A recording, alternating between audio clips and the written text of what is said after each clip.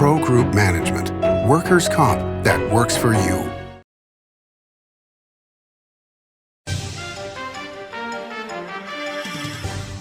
Welcome to Nevada Newsmakers. It's an all-pundit show coming to you from Carson City. On the broadcast today, Bryan Wachter, Paul Moradkhan, and Russell Rowe here for the whole show on an all-new Nevada Newsmakers. Big R in Sparks is located on Bering Boulevard next to Smith's and across from Reed High School. It's a 50,000 square foot hardware store and a whole lot more. It's huge with clothing, power equipment, tools, and of course, hardware. Big R is located on Bering Boulevard in Sparks, next to Smith's and opposite Reed High School. Big R. Hardware and a whole lot more. It's the Lucky Lexus Cash and Free Play giveaways at Tamarack. Weekly cash and free play winners plus a $20,000 cash winner guarantee. And drive home a brand new Lexus NX30 or walk away with $42,500 in cash. It's a good time to win at Tamarack Casino. As you know, Reno is booming.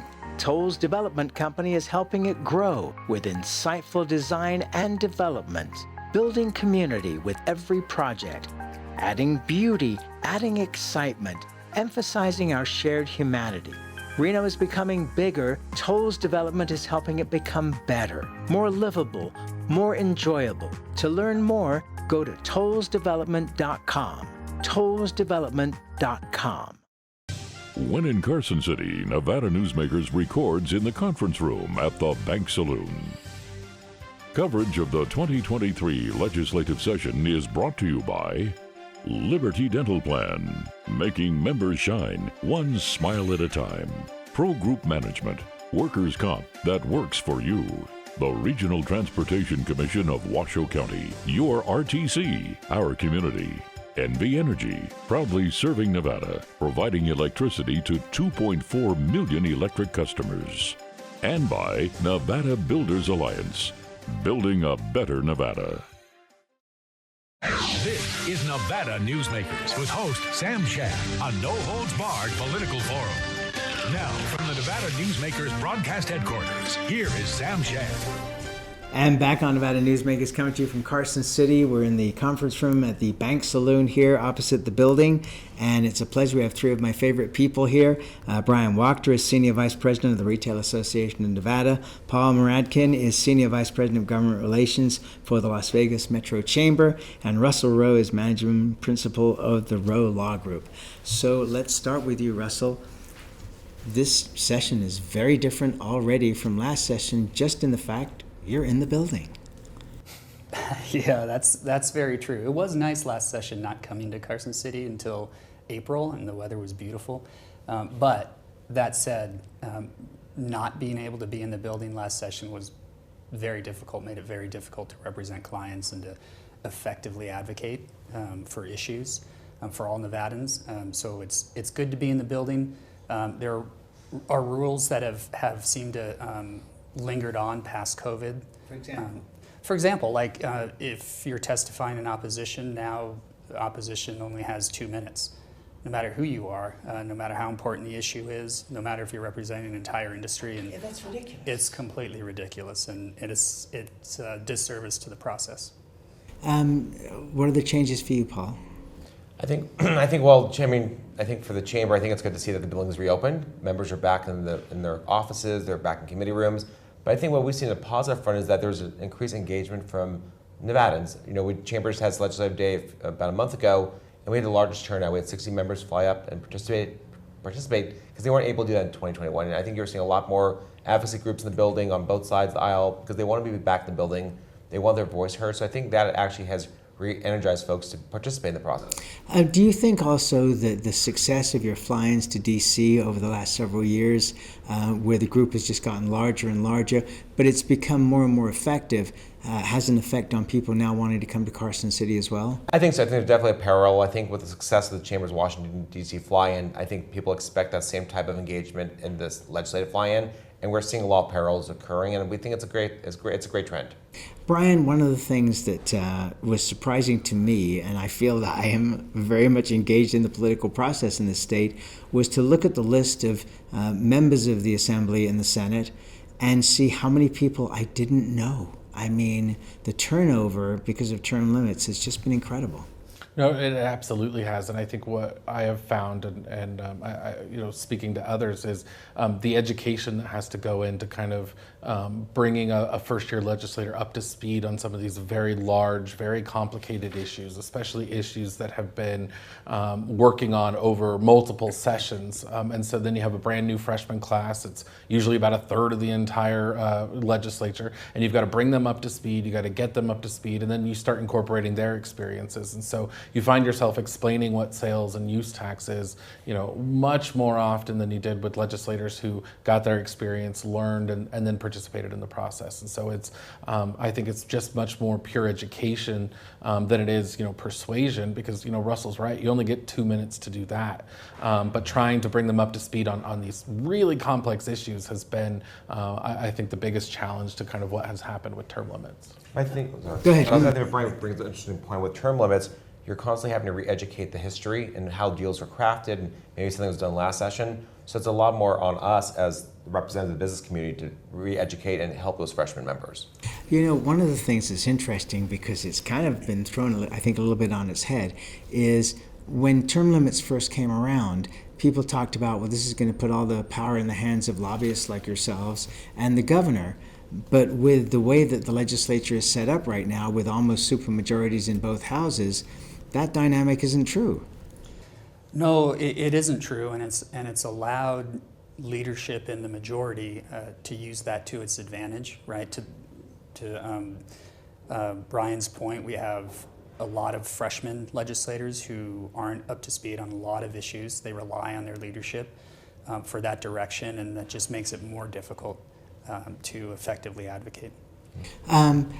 So let's start with issues. So for the Metro Chamber, what are the biggest issues you're looking at in this session? Sure. As you know, the Chamber has a pretty wide portfolio of bills. I think we track almost 800 bills this session alone. So I think for our group, and we put out a legislative piece called Why Common Sense Matters. So it's focusing on the regulatory environment, the legal climate, but also education, governance, and higher ed, and of course, the overall business climate of the state. So it's a pretty robust agenda. Chamber is working on bills to move forward, but also opposing bills that we have concerns about. All right, so do you feel at this point that the legislature is business friendly, or are they business neutral at this point? I was somebody from the opposition in the other. No, I'm kidding. Go ahead. I think it's a case-by-case basis of every bill. I think it's with every single legislator. I think the business community definitely has friends in that building, and we also have folks we need to help educate a little more about what our members do. Our members are the job creators of the state. They are the economic engine of this community. And so I think it's always upon us to make sure we're telling that story. But we definitely have friends on both sides of the aisle, and we have some challenges on both sides of the aisle. Do you feel the same way, Bryan? I do. I think when you make your opposition policy-based, right? When you're opposing the policy that's in a bill, you're opposing a particular way something's being enacted, I think that's all fair game. I think, we try very hard to make sure we're not opposing or legislators. Legislators aren't by anti-business. It's looking at those individual pieces of legislation and saying, are they going to have such a significant detrimental effect to Nevada's business community that it's harmful to Nevada's economic system, as opposed to whatever benefit is attempting to be enacted. And so I think it's really incumbent on us to make sure we're articulating why those policies are going to lead to those disastrous outcomes, and then hope that education process has taken place in 120 days. One of the things that has always been something that was pointed out to me over my career in doing this is that lobbyists have an absolute mandate to be honest and present both sides to legislators so they truly understand the issues. Are the legislators, all these new legislators, willing to listen to you guys who have all the experience? Yes, I believe that's true. For the most part, most legislators come up to Carson City or down to Carson City, depending on where they're elected, with open ears and understanding they don't know all of the issues, and they learn that pretty quickly if they think they do. So my experience has been, even among the freshmen, they are willing to listen on both sides of the aisle. One of the things that is unusual about this session is, instead of looking for money, there is an excess of money. How is that playing out here so far? And we're still in early days. No, you are. I mean, you're absolutely right. You're in the early days. I think you're seeing a lot more appropriation bills that are outside the governor's budget. So I think there is definitely conversations occurring with the hearings about where to put those dollars and how to spend those dollars. But I also think what you're seeing is competing ideas about how to support state workers, how do you do abatements, how do you support economic development. So a lot of similar ideas, but just maybe a different pathway how to support those projects for Nevadans. I've got to bring this up to you because we talked about this several years ago with the Tesla abatement. And I believe at the time you said that you didn't think that you would see these kind of abatements coming up again. And yet, it is coming. I didn't pull the clip. But are you surprised, pleased that, and I don't know if you're involved in this new Tesla round here, but you certainly were. Yeah, so, and you certainly were in the first one. So it looks like Nevada is still willing to be able to provide the incentives that everybody else is providing. Oh, absolutely. And the legislature, despite a lot of the noise that came about as this most recent round of abatements was approved by GOED, the legislature never changed anything with respect to SB 1 back in 2014. That was the original abatement package that Tesla applied through. Really nothing has changed about that legislation other than some tinkering around the edges. So I think that shows that legislators on both sides of the aisle recognize the value of those types of programs when you have the right company come in and they're doing the right things, paying the right kind of wages and health benefits, and that the company fits into the state's economic development plan, and that's the most important piece.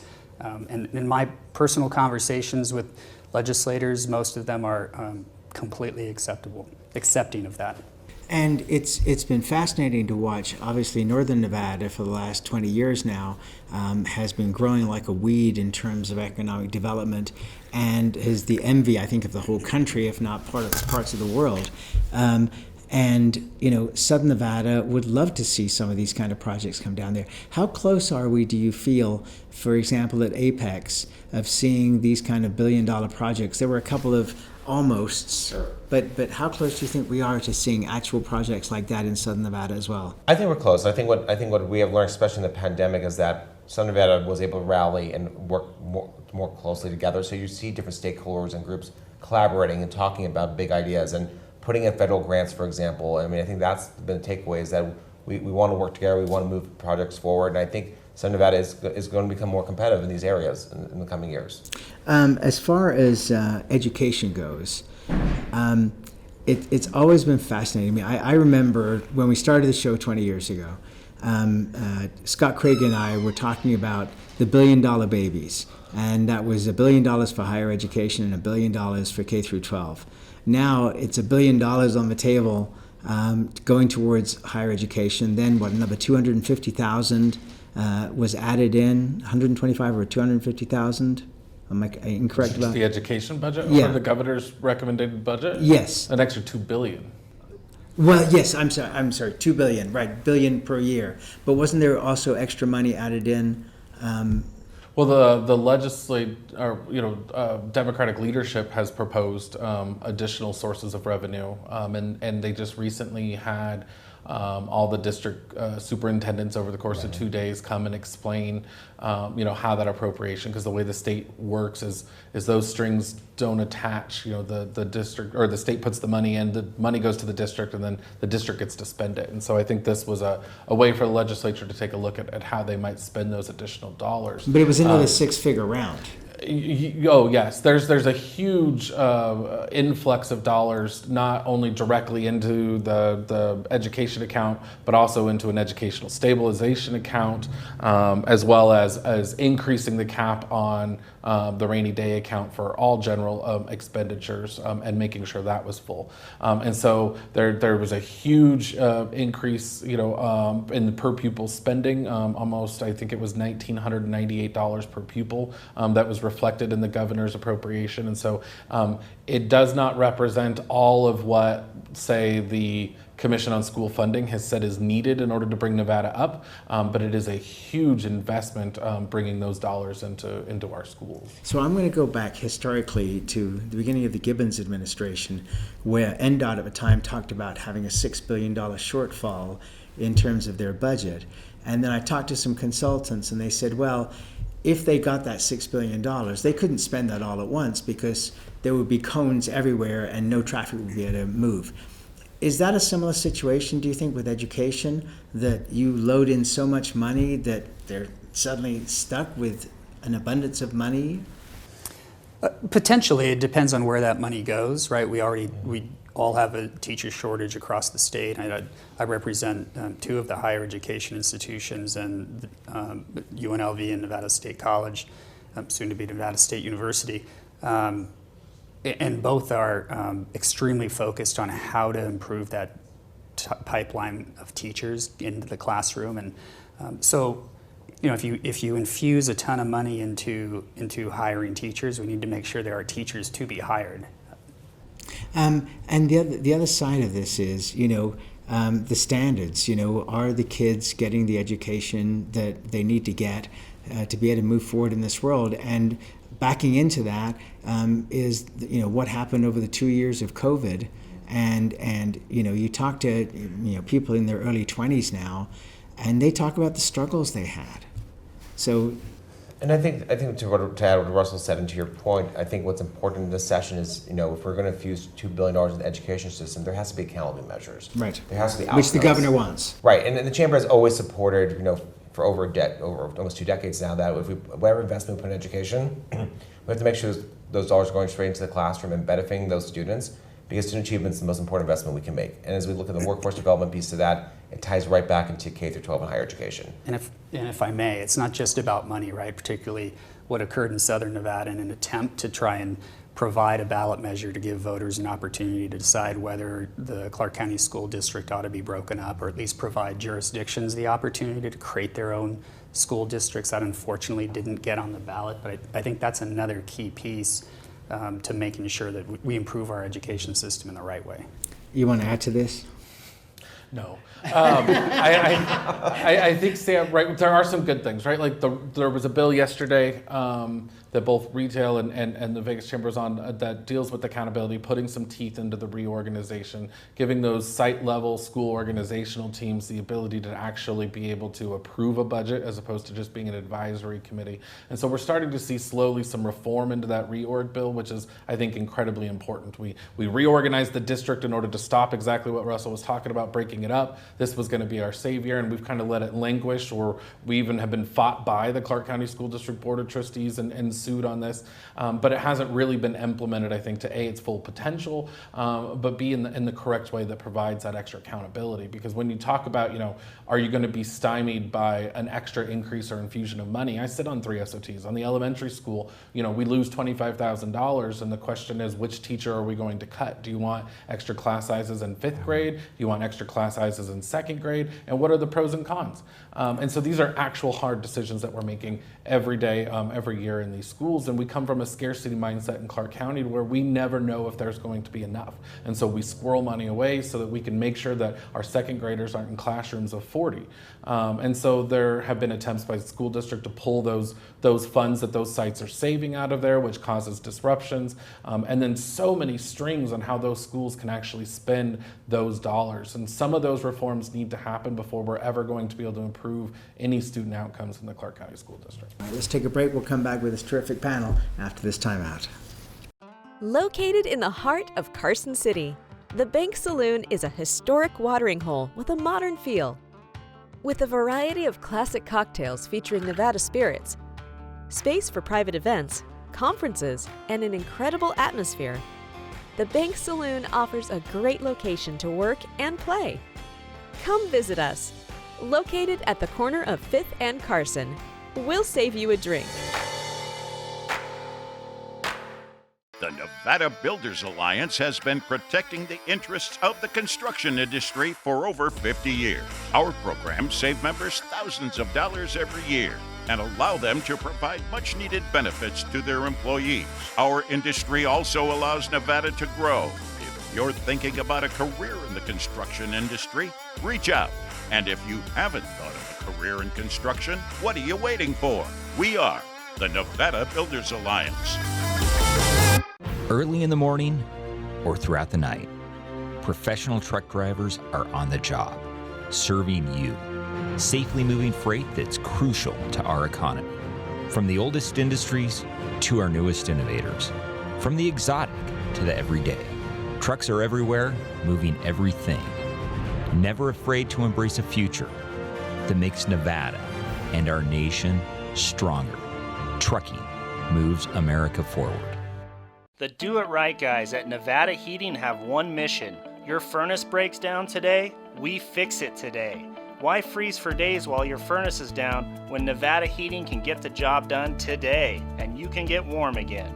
For nearly 50 years, locally owned Nevada Heating has been getting the job done right. Call today at 323-5585 and we'll fix it today. That's 323-5585 or online at nevadaheating.com. Come join the month-long celebration during the Carson Valley Inn 13th Anniversary Giveaways with guaranteed $1,000 winners every drawing night and a $13,000 grand prize winner guaranteed. Come celebrate with us during the 13th Anniversary Giveaways at the Carson Valley Inn. This is Nevada Newsmakers. And back on Nevada Newsmakers, we continue our All Pundit program here in Carson City with a terrific lineup. Bryan Wachter is here, Paul Moradkhan, and Russell Rowe. How's the governor doing? Give us a report card. I think he's doing pretty good. I've had the opportunity to meet with him a few times. He's come to meet with students I represent Jobs for Nevada Graduates, and they brought a number of students up to meet with legislators, and he spent about an hour with them. I was surprised. We weren't expecting that much time. He seems to be enjoying his role. Obviously, we really haven't gotten into the meat of the session where negotiation and horse trading is going to occur, so it'll get tougher for him and for Ben. But he's got a tremendous team under him, and we're expecting him to do well. At both of the inaugural balls, he talked about knowing that he needed to work across the aisles to get things done. Is that what you're seeing play out? I think so. I think this governor set a good tone with the start of his administration. To add to what Russell said, I think he's hired a fantastic staff. You see the staff in the building. You see them going in and out of the offices with legislators, talking to them, going to the committee rooms, paying attention to what's happening in the hearings. And I think they have a good line of communication open to the legislators and to leadership and to the business community and to other stakeholders too. You definitely see this governor engaged. And to have Ben Kekeffer as chief of staff, what a breadth of experience he's had from being a reporter with the AP starting out in the Reno Gazette-Journal all the way through to being on the Gaming Commission. No, absolutely. He brings a wealth of I think, different state level experiences to be able to come in there, and I think he has an excellent relationship with the Senate minority offices, and I think that's going to be helpful. And to Paul's point, the staff is there and engaged and active and being a part of the sausage making process as opposed to just weighing in at the end, and I think that's all going to pay off for him at the end. All right, let's take another break and we'll be right back. Remember 2010 in northern Nevada, 13 to 14% unemployment, thousands of homes in foreclosure, Nevada's casinos closing? Families in the Reno-Sparks area were hurting. Many were losing everything. Then Story County launched a game changer for our region, a public-private industrial partnership, streamlined permitting, slashed bureaucracy, attracting Fortune 500 companies that made Nevada their home.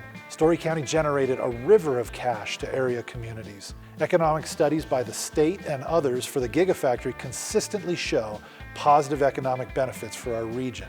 $4 billion in local wages, $17 billion in consumer spending and economic activity, over $100 million in taxes to Washoe, Story, Reno, Sparks, and Nevada, just for the Gigafactory alone. Story County, improving northern Nevada one industry at a time.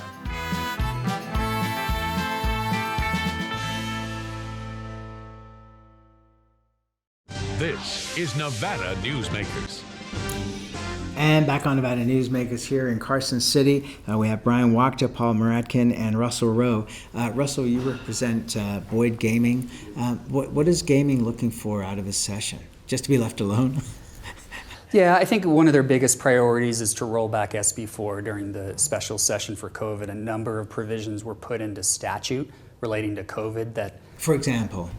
Put me on the spot. For example, I believe room cleaning requirements that are in the statute now aren't even required at the federal level anymore. So the gaming companies are in a position where state law tells them to do one thing and federal law tells them to do something totally different. And it puts them in a very difficult position, makes it very difficult to manage their housekeeping staff. So that's a huge priority. Opposing the proposal for a state lottery, obviously having the state government go into competition against its primary industry is probably not the smartest idea, in addition to the fact it's the most regressive government program ever created. Okay, and I'm going to hold you there just to give these other guys a sorry. couple of seconds. No, you're fine. The gaming or lottery is dead on arrival, right? I don't think anything's dead on arrival in the building. So I mean, the chamber did oppose the AJR 5 hearing the other day, but I mean, we're not in support of it either. You think it stands a prayer? I do. I think it gets out.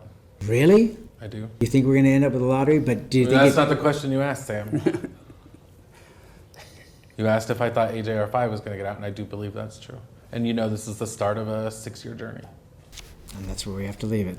Gentlemen, thank you all so much. Love having you be here and look forward to you coming back. Thank you all. Thank you. And we'll be right back.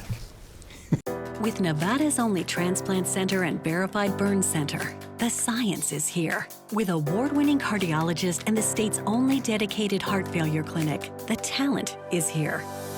With Nevada's most advanced robotic surgery, the technology is here.